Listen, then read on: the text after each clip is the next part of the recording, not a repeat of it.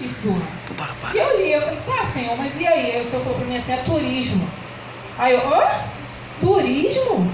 Meu Deus, turismo, Jesus, misericórdia. E aí, irmãos, eu me inscrevi por causa do turismo. Aí passou a primeira inscrição, a primeira etapa, não aconteceu nada, a segunda, a terceira, a quarta. Eu falei, Jesus, o Senhor que sabe das coisas. E eu fiquei na posição 79 da lista de espera, para 20 vagas. E eu não sei o que aconteceu, quando foi na segunda lista de espera, eles me chamaram, você tem uma vaga na Universidade Federal daqui do Rio de Janeiro.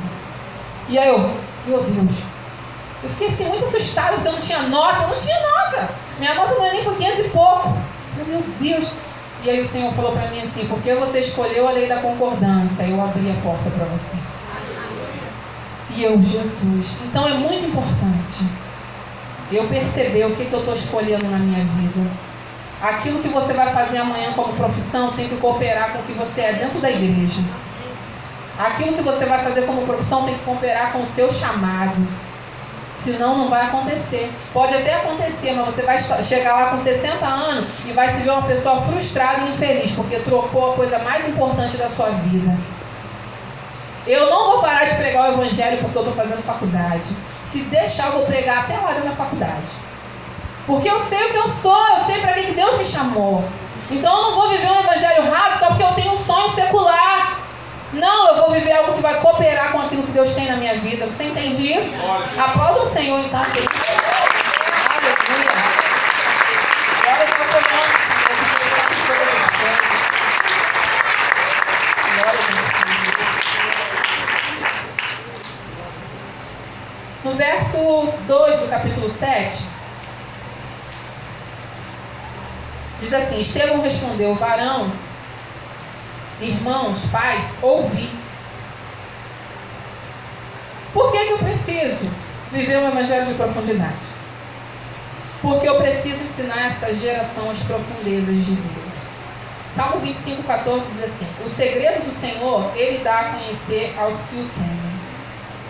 Querido, sabe qual é o problema de você ser raso? Muita gente fala assim, se eu não quiser me envolver na obra de Deus, o problema é meu. Ninguém tem nada com isso. Não pensa assim? Muita gente não pensa assim? Cada um tem o seu jeito. Uns são assim, outros são assados. Só que eu quero te dizer algo. Você viver uma vida rasa, superficial, não é um problema seu. É um problema do teu irmão, um problema dessa geração. Porque se eu não estou vivendo uma vida de profundidade com Deus, as minhas coisas ruins vão aflorar. E o que vai cair na vida do meu irmão? Só a minha raiva, o meu rancor, o meu ressentimento, o meu temperamento explosivo. Agora, quando eu vivo uma vida de profundidade com Deus, eu desemboco em Deus as minhas insatisfações e para o meu irmão, eu sou uma bênção. Então, você viver uma vida rasa não é problema só seu. Não pensa você que se você quiser viver aí uma vida de banquinho, você está vivendo, problema meu. Não é problema seu, é problema dos jovens que estão lá fora. Porque se você não se aprofundar em Deus, o que é que eles vão colher de você? Se você não entrar na raiz, na profundidade, o que é que vai ser gerado naquelas pessoas lá fora? Aquele evangelho superficial que eu comecei a falar. Pessoas que nem parecem ter o brilho do Espírito Santo, que andam na rua com um cara de delegado. É isso que vai acontecer. Então, querido, você não querer se aprofundar não é um problema só seu, não. É um problema geral. Porque Deus fez você porque conta com você. Se não fosse para fazer isso, Ele contava com outra coisa. Amém? Amém. Gênesis, querido, 19, você vai ver a história da mulher de Ló. Quando eu vejo essa história, eu fico assim um pouco triste, porque aconteceu lá no passado que realmente acontece hoje. Aquela mulher, depois que Deus falou para sair de Sodoma e Gomorra porque Ele ia destruir, aquela mulher, ela simplesmente olha para trás quando Deus diz não olhe para trás. Deus está dizendo nas entrelinhas que tinha um futuro novo para eles. Um novo caminho, uma nova profundidade, algo mais intenso, porque aquilo que era de passado, de pecado, Deus ia destruir. Só que aquela mulher, ela não vivia uma vida profunda, ela vivia uma vida superficial. E o que aconteceu? Ela olhou para trás. Quando ela olhou para trás, ela destruiu toda a família dela. Não foi só ela que morreu. Porque depois que aconteceu aquilo, as suas filhas, com medo da geração não ir para frente, embebedou os pais e tiveram um filho com ele. Você compreende que aquela mulher, por ela não ter querido viver uma vida com Deus de profundidade, a família dela foi destruída? Olha o que Deus está falando para nós nessa manhã. Se você não quiser viver uma vida de profundidade com Deus, até a tua geração pode ser acabada com isso. Eu costumo dizer que nós não vamos ficar aqui para sempre. E eu preciso gerar uma coisa boa dentro de alguém. Se tem uma coisa que eu nunca vou viver, é o evangelho raso. Nunca. Eu falei para Deus, no dia que eu me converti, isso já fazem quase 10 anos, que eu não ia ser uma mega evangélica. Não ia entrar dentro de uma igreja, carregar uma Bíblia e não fazer diferença nenhuma. E isso tem que ser passado. Eu vou contar algo para você que aconteceu ontem, que eu fico emocionada quando eu falo isso, porque foi algo assim muito extraordinário que eu vivi. Eu estava indo na casa da minha mãe, porque eu tinha que passar as coordenadas para o Ministério Evangelístico da minha igreja. Eu sou líder lá, do evangelismo. Então, eu faço consagração domingo, 6h30 da manhã. E depois evangelismo, depois da escola bíblica. E para eu vir para cá, eu tive que deixar umas coordenadas para não parar o trabalho. E eu falei, eu vou levar os panfletos do evangelismo, vou deixar na minha mãe, que ela leva para a igreja para mim. E quando eu saí para poder fazer isso, eu peguei os panfletos e a minha filha falou assim, ô mãe, me dá uns. Aí eu falei assim, filha, mas isso não é brinquedo não. Isso aqui, se eu te der, você tem que dar para alguém na rua. Aí ela, tá bom. Aí eu olhei assim para ela, falei assim, tá, então vamos. E eu dei 4 na mão dela. Quando a gente estava no meio do caminho, ela foi vendo as pessoas, ela chegava assim, oi, boa noite, aqui. Aí eu fiquei olhando para ela assim, falei, menina. Aí tinha 2 meninas que estavam ali na frente, ela correu, entrou no meio das meninas e fez assim, aqui ó. E deu para as meninas. E aí na última, a gente estava um pouco longe, uma distância mais ou menos daqui até lá do outro lado da rua. E na calçada, e ela, mãe, eu quero dar para aquela menina lá. Aí eu falei, vai lá então que eu fico te olhando. E a menina na hora atravessou a rua. Aí ela gritou, menina, vem cá. E a menina olhou assim, veio, e ela falou assim, aqui para você. E a menina saiu feliz da vida e atravessou a rua. E aí eu falei assim, depois você lê, tá? E ela, tá bom, obrigada. Era uma adolescente. E depois a minha filha virou para mim e falou assim, mãe, Jesus ama ela, né? Aí eu falei assim, ama, filha. Ama. Você entende que você tem que passar para a tua geração? Glória a Deus. Aleluia.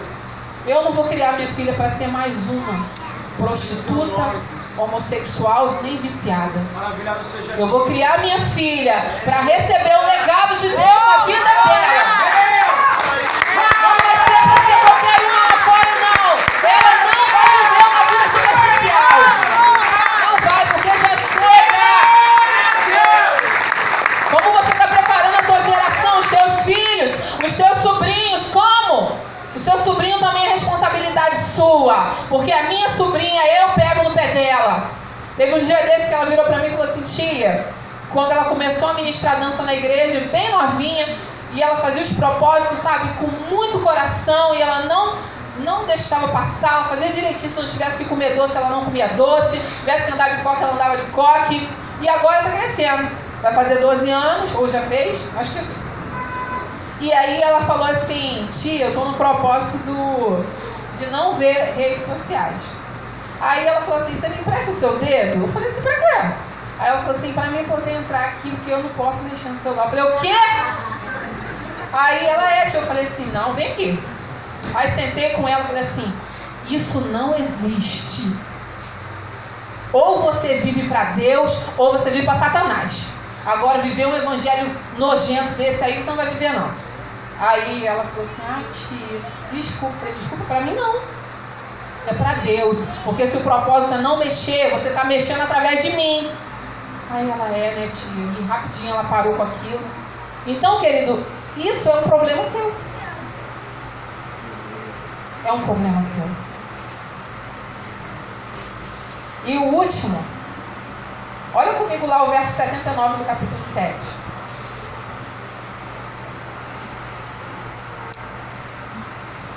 Senhor, então ajoelhando-se clamou em alta voz, Senhor, não lhe imputes esse pecado. Com essas palavras adormecendo. Porque eu preciso mergulhar nas profundezas de Deus. Queria que você colocasse a mão no seu coração nesse momento. Porque eu não posso mais ficar atados a sentimentos inferiores. Querido, chegou o tempo de você não ficar mais atado à falta de perdão, à raivinha, porque minha família fez isso, porque o meu amigo fez aquilo. Não é tempo mais. Estevão estava sendo apedrejado. Pensa em alguém sendo apedrejado, sendo machucado e com um pensamento assim: Senhor, não coloca na conta deles esse pecado, que eles não sabem o que estão fazendo.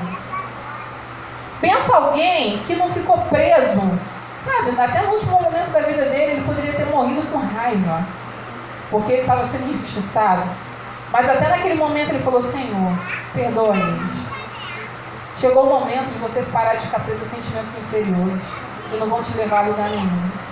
Sentimento de raivinha, de chatice, de bobeira. Isso não vai te levar a lugar nenhum. Vai fazer você ficar estagnado. Não pensa você que se você não liberar o perdão para uma pessoa, quem vai estar presa é ela, não, porque é você que vai estar. Procura, conversa, resolve. Porque não é tempo mais de perder tempo com bobeira. Até no momento da morte daquele homem, querido, ele está dizendo: Deus perdoa. Olha a coisa linda. E tem crente na igreja que passa 1000 anos e não perdoou uma coisa que aconteceu lá em 1930. Chegou o tempo da gente parar com isso. Eu quero viver um evangelho profundo. Quem está comigo aqui nessa manhã? Aleluia. Você pode se colocar de pé? Negócio pra você. Isso aqui. Continuar gravando?